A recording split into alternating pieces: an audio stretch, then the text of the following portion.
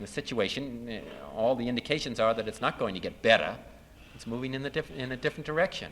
People are still in despair, and despite the fact that you lock so many of these people up, it's not going to be enough. You can't lock up everybody. You can't imprison everybody who lives in these areas of the city. And the fact is that it's not going to be confined to that part of the community. All of us know that. It's going to destroy the city itself. It's going to destroy our urban centers. It's going to destroy our lives. It's a matter of concern whether you are intimately or personally connected with what happened last summer. Whether you've suffered from it personally, it affects your life, and you know it. It affects all of our lives as United States citizens. We all know it. It affects the future of our society, and we all know that. And we can hardly have the position throughout the world that we want to have, and which we must have.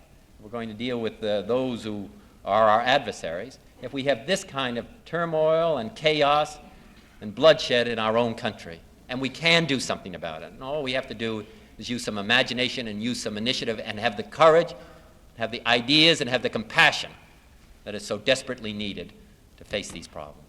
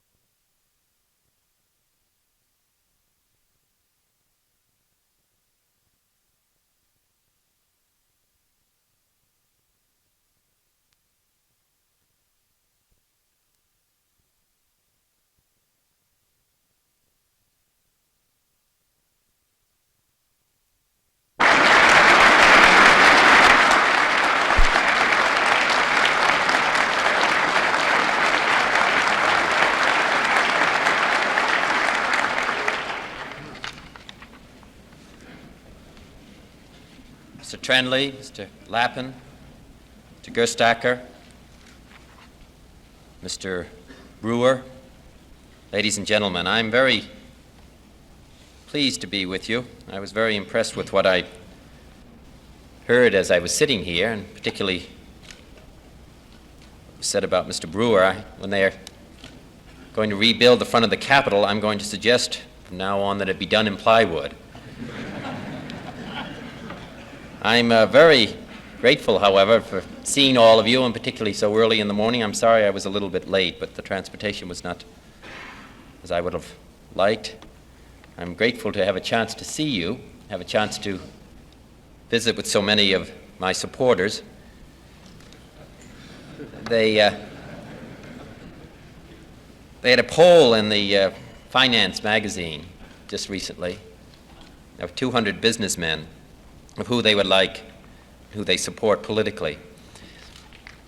And I received one vote.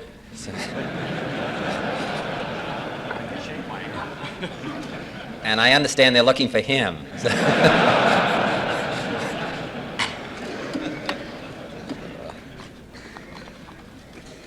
I argued a case before the Supreme Court, one man, one vote. I thought this was carrying a little too far, however. But I'm very question that really all of us must begin to answer. But this is a central fact about the other America. To dwell today in an alien land within our own borders, the America of our crowded and modern cities, burdened with a legacy of deprivation, too long denied a share of our affluence, almost without hope, no longer willing to live out a distortion of the American dream. These other Americans do not build, and they do not live out lives of purpose or of dignity. It is easy to recognize the sheer physical deprivation of these other Americans. 43% of their housing is substandard. 3 out of 5 cannot find work above the poverty level, and 2 out of 5 can find no work at all. But it is harder, yet urgently necessary, to recognize what happens to the spirit of these victims of our society. Born into broken homes, educated by rigid, irrelevant school systems, surrounded by the broken dreams of their fathers and their brothers, spawned in neighborhoods where men wander without purpose and without meaning, locked into idleness and locked into despair. They are citizens who are without a role in the life of modern America. The inhabitant of the other America suffers what John Adams called the greatest public and possible humiliation. It is only that he is not seen. Indeed, many of these other Americans are so rootless, so divorced from their communities, that they even lack the dignity of a statistic. Our Census Bureau, our draft boards, our Labor Department, they cannot find between 1/5 and 1/3 of all adult males who drift about the city, separated from society, and reminding us of their presence only when the city explodes in the desperate acts of defeated men. We know we must have order. We know that those who incite others to loot and to burn must feel the full force of the law. But we also know that punishment is not prevention, that force cannot long suppress latent grievance. A nation of idle men, surrounded at every turn by the evidence of grinding and hopeless poverty, will not rest content with their fate, as you would not and as I would not. Without a share in the purpose of American society, they cannot have and they will not have any commitment to the order that we seek and that we are interested in, and which is essential for the further growth of this country. And we also know that we must act, not only because inaction will bring violence, not only because it is right and because we owe it to our fellow citizens, but because we must give encouragement to those who still believe that progress is possible within our democratic society, to join in this critical task of supplying new hope to this part of our nation. For you represent the force that is, in my judgment, the single greatest resource available to us in this fight, the vast, untapped strength of the private enterprise system. Whatever government must do, there is no more promising asset than we have in the skills and the resources and the inventiveness of our private system. You gentlemen represent dramatic proof of what private enterprise can do in the battle for a better America. You have supplied products that did not exist a decade ago. You have found new tools and new material and the wisdom to market them effectively and profitably. It is now our challenging task to bring the same energy and the same potential of private enterprise to the crisis of our cities, to develop the tools that will bring you profitably and realistically into the other America. 2 bills which Senator Smathers and Senator Pearson and I introduced recently in Congress will, I believe, help accomplish this goal. These 2 bills, one to promote low-income housing, one to encourage industrial development within the ghetto, are based on a single premise, that the private sector can turn the blighted areas into places of purposeful work and promising lives. Through a series of economic devices, accelerated depreciation, tax credits, and tax deductions, these bills provide industry with the opportunity to treat the impoverished neighborhoods as investments, not as burdensome obligations, which is what they are in fact today.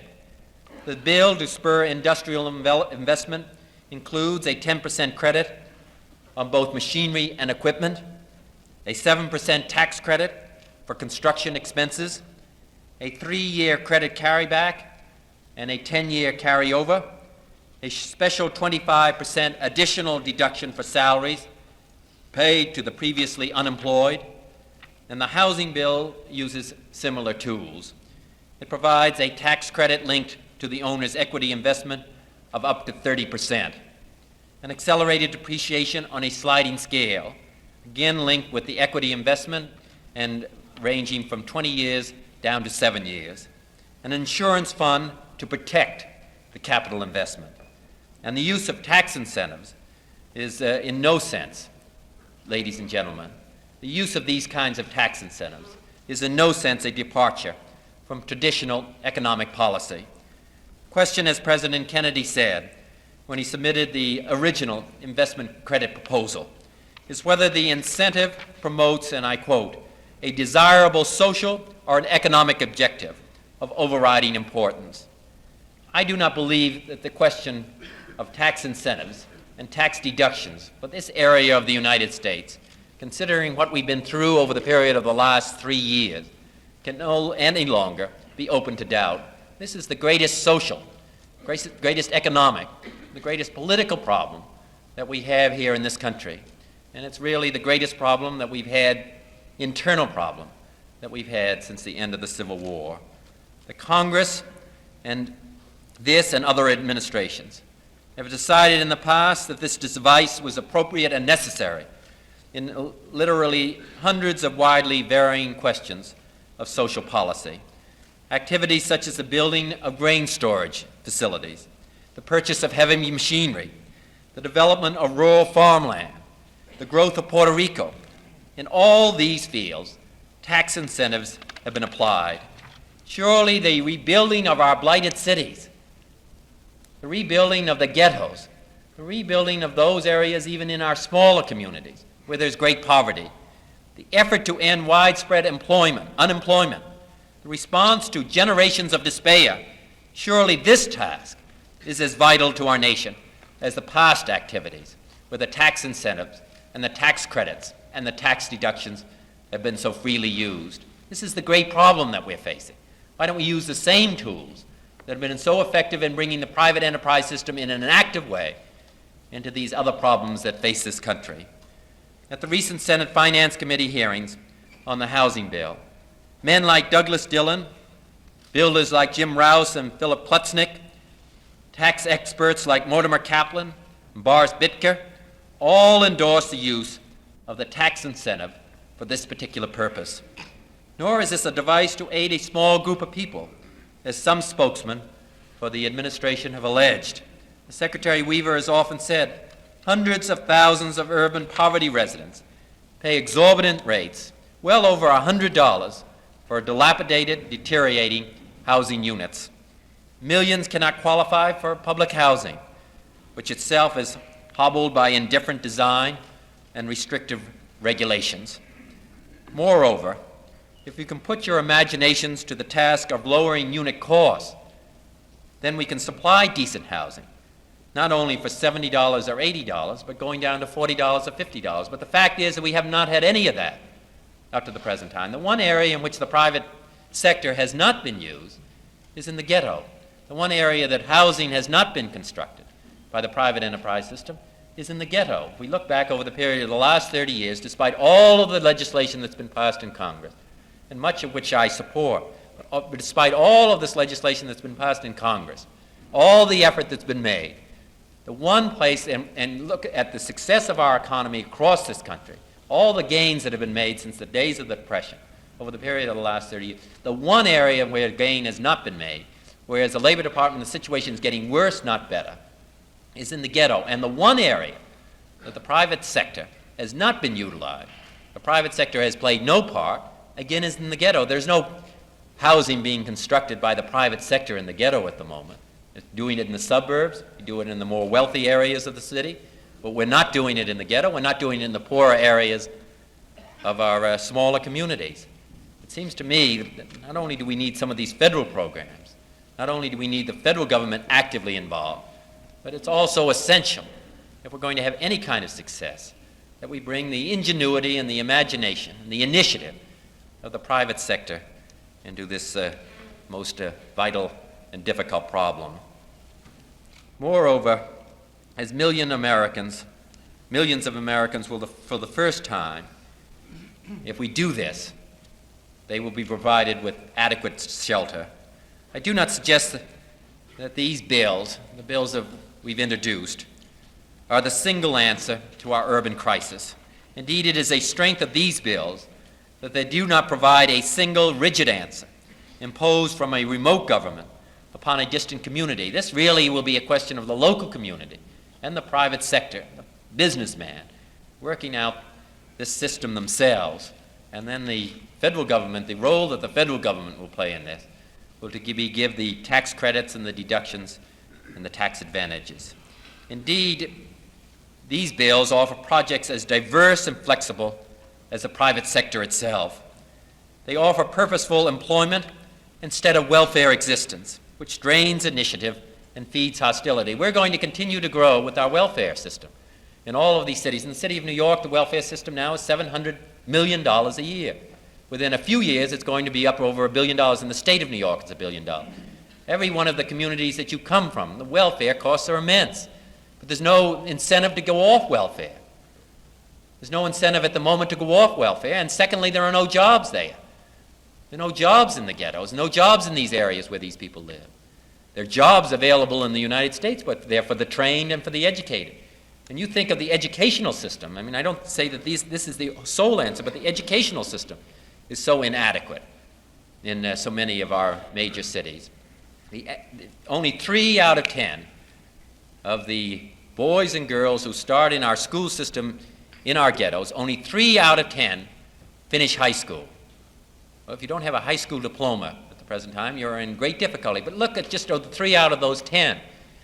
On the average, they have the equivalent of an 8th grade education, the ones who finish high school. So when we talk about the fact that there is jobs available, but they're for the trained and for the educated. But if we bring in businesses, we bring in the free enterprise system into the ghetto, they can work with the educational system, they can work with the individual on the job training, on the job work, and the kinds of businesses that could be effective in that area, and it's been shown to be successful. We saw it in Watts, where a rather large and major business grew up right in the ghetto, which was brought in there. We've also seen it effective in Puerto Rico, so it can be done. And I think many of you that are here and many of your colleagues around the country know that it can be done, if it's planned well. But I don't think that we can go to the private enterprise system and say, you've got to do this, you've got to build a factory here, or put a plant here from a charitable point of view. I think we have to make it attractive for them. And I think we have to make it attractive from a economic point of view. After all, the businessmen are going to have to report back to their stockholders, they're going to have to report back to the rest of the officers. And I think the only way to do that, the only way to make it a really effective program and do it on the scale that is necessary is not to go to a businessman and say, you've got to do this as a public service, but go to a businessman and say, this would be very helpful for the growth of this community, but it also could mean a major difference for your own company. I think there we could have some success. These bills offer a partnership between industry and community to rebuild neighborhoods, instead of destroying them through short-sighted policy or wanton chaos. They can, with your help, turn the dark corners of the American portrait into places of work, living, and hope. And you gentlemen in particular can join in this effort to rebuild the dark streets and the dreary tenements of our emerging nation.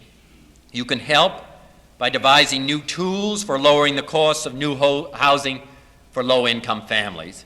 You can help by devising products which will make it less expensive to build and renovate units for the poor.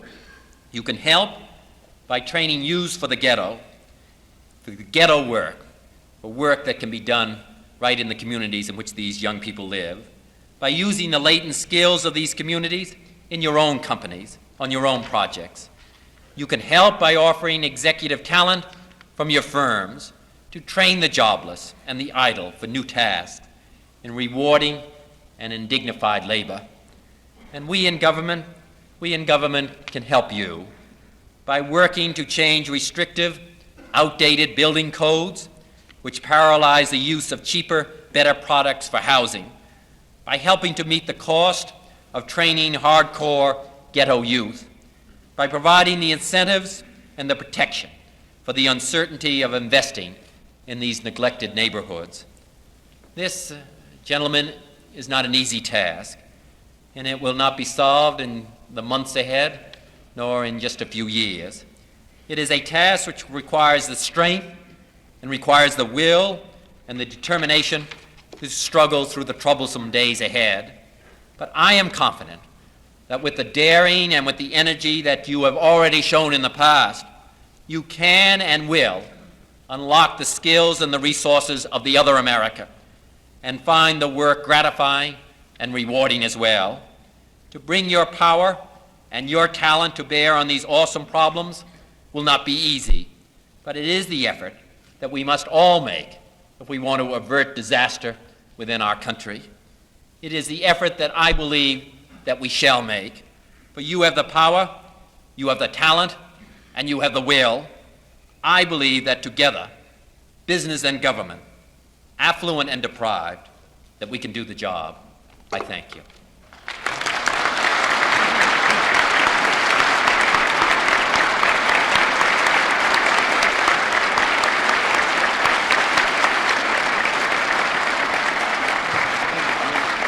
Thank you. Proposed legislation incorporates an mechanism for acquiring land. I see this as a major problem in this type of program. That is an area in which there are obviously problems. There are a number of things that I would say. First, it would be illegal under the legislation that already exists for building trades to take, or for labor unions to take that kind of an attitude and take that kind of position. But I would agree with you. You'll come back to me and say that's not enough, and it isn't enough. But what we're talking about here is rebuilding in the ghetto itself. We're not talking about jobs that are going to be available or industry that's going to do construction work outside the ghetto and bringing people from the ghetto, Negroes or Puerto Ricans or Mexican Americans or Indians or whatever they might be, into another part and taking jobs that already exist. First, they're going to be new jobs. Secondly, it's going to be jobs within the ghetto and within the area itself, within this part of the community. And I think, and my experience has been, there will be far less opposition than there's been from some of the unions from toward the first category of jobs, where you're taking people out and displacing white employees. Now, why I say that is that there have been, I don't know if any of you are from Philadelphia, but Reverend Leon Sullivan has done some rebuilding within the ghettos, and he's had great cooperation from the labor unions within Philadelphia. We've done a good deal of work this past summer in Bedford-Stuyvesant. We found jobs for about 350 people, plumbing, bricklaying, all of the, what we've been doing has not been the answer. And we can't just continue doing just the same thing that we've been doing for the last 3 decades and hope that eventually all these problems are going to disappear, because as I said earlier, the Labor Department has said that the problem is getting worse, not better. The unemployment rate of those living in the ghetto is not going down despite the poverty program, despite all of these other programs. The unemployment rate is going up. The educational system is not getting better. The housing is not getting better. The city of New York, we went from 420,000 dilapidated units to 540,000 dilapidated units since 1960. Now, I'm a Democrat and I support the Democratic administration. But the fact is that despite this legislation, we haven't moved in the right direction. I support a lot of this legislation. But I think that we have to use, find some different ideas, use some imagination. And it doesn't necessarily mean that what we've been doing for the last 30 years is necessarily correct. I think we have to start to move in a different direction. And the one area that's been ignored, the one area in which we haven't done anything, is really in the private enterprise system. And it seems to me that to start to get some competition in the ghetto, start to get some rebuilding in the ghetto and having companies come in the ghetto and start putting some of their plants, maybe small ones, but start building some housing units, it's what is desperately needed. So if you gentlemen would start to begin to give this some thought and some patience and talk to the members of Congress and the Senate and the people in the executive branch of the government and see whether we can't move in this direction. This is what we're going to have to finally come down with. Maybe they're not going to come down with the particular figures that I've suggested. But this is what we're going to eventually have to adopt and accept here in the United States. As sure as you're sitting there and as sure as I'm standing here. This is what we're going to have to do eventually. And it seems to me the earlier we do it, the better off this country's going to be. I don't think that we can tolerate another summer as we had last summer.